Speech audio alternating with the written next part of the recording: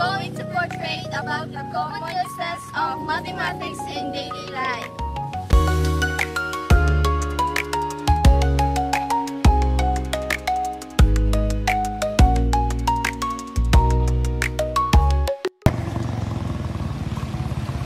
Ma'am.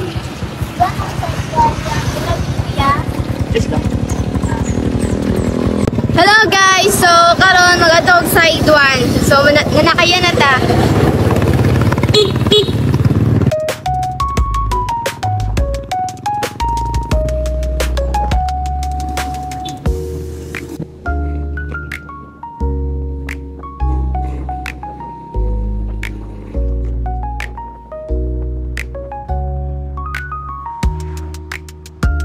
Dari lang yan. Ito ang bayad yan. Salamat. Salamat yan.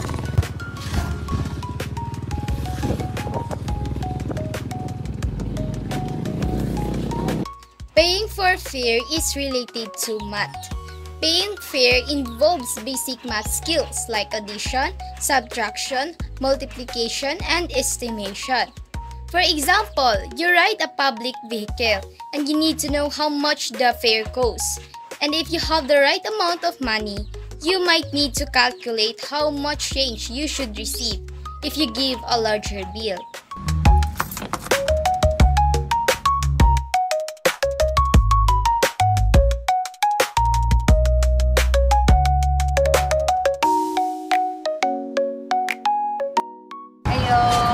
Palit may kanton te, 5 kabuok.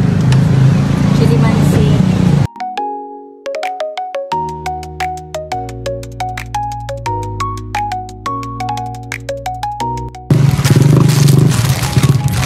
Thank you.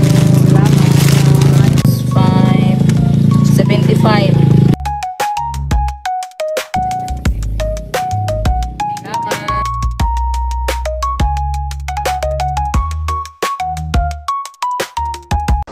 Buying pancit canton may seem simple, but behind it are everyday math skills like budgeting, calculating, and decision making. That's how math connects to real life, even something as small as a snack.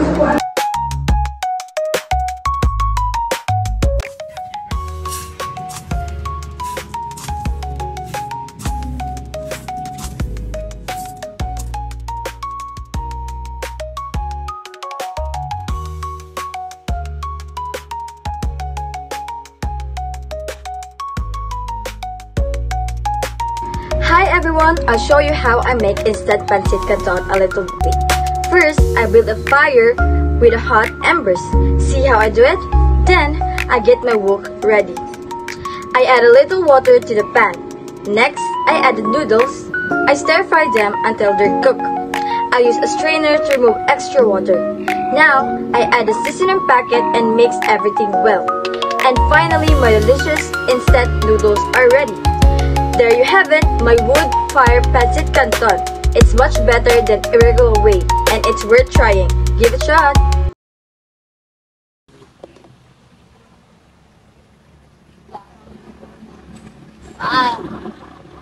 Bahay ni Maria sa Rehaliki.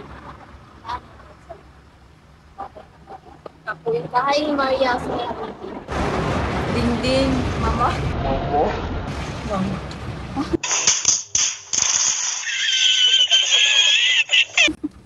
Ikaw na kalan mo na, ate.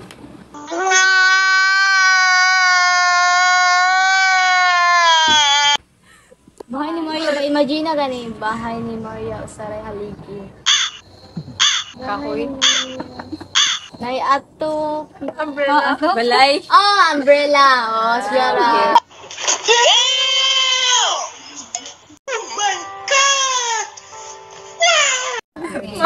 Sana ay ang mga talent.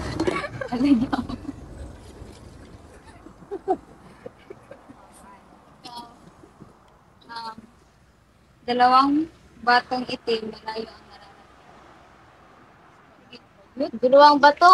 Itim. Malayo ang nararamdaman. Ay, dalawang batong itim. Nagbakla yung Dalawang batong batong itim. Dalawang batong itim. Dayon ito. Malayo ang nararamdaman.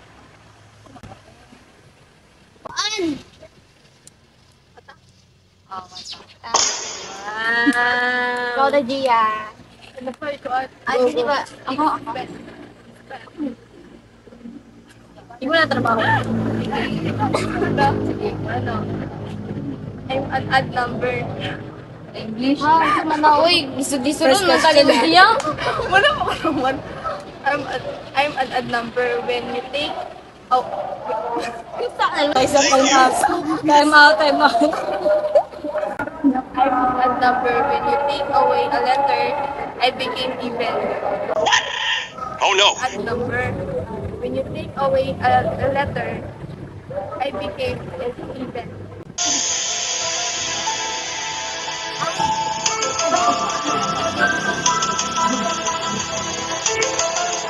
Then I'm an odd number.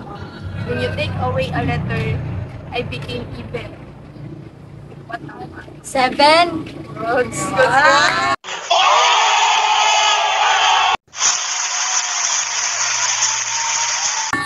Anong 7? Ano nga? Seven. Igo ang S. One ba? Igo ang S. Di ba 7? 7. S-E-V-E-N. Igo ang S. I'm an even. Okay. Ikaw pa, ikaw na last. Okay. Mataas kung nakaupo, mababa kung nakatayo. Mababa?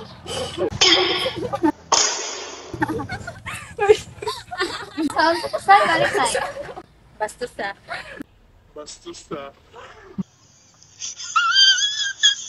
No!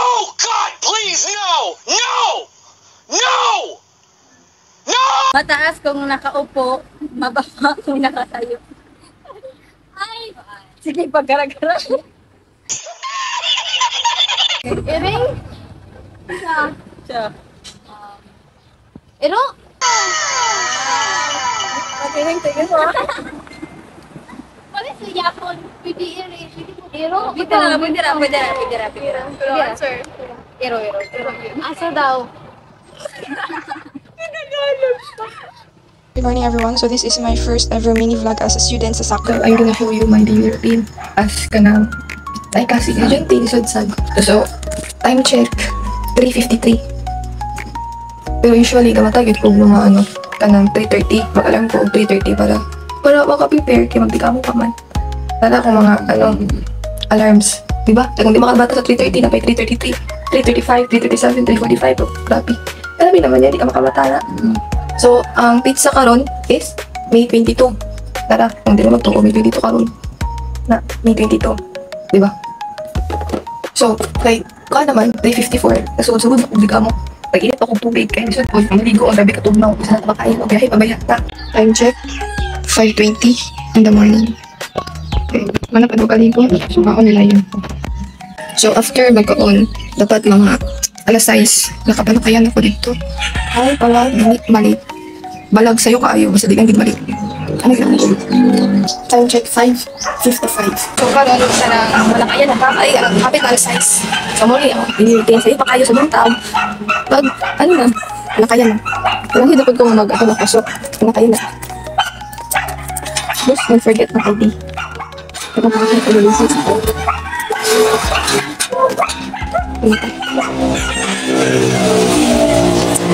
Actually, ikaw magubay o katang makasakay na talaga nito. Ay, bas.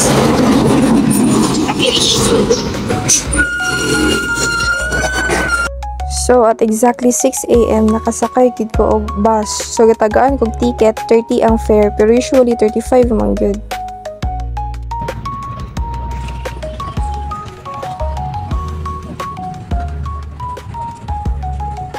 Dani nga tayo bago pa gani na naog sa bus, magsakay na pud og tricycle padulong sa school.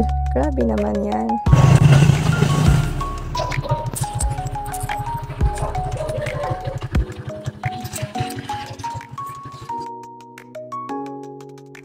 So, ganina, nakasakay kita ko og kanang alas 6 sirado. Tapos, nakaabot ko 6:29. Pero if kanang madugayan kog sakay siguro ato mga 6:15 or 6:20, dagan na kay pasayro so maghunong-hunong ang bus. So siguro magabot og 30 to 40 minutes ang kanang biyahe ang abot ko dinhi sa Salay. So, yeah, I'm gonna end this mini vlog, guys. Thank you for watching. Adios.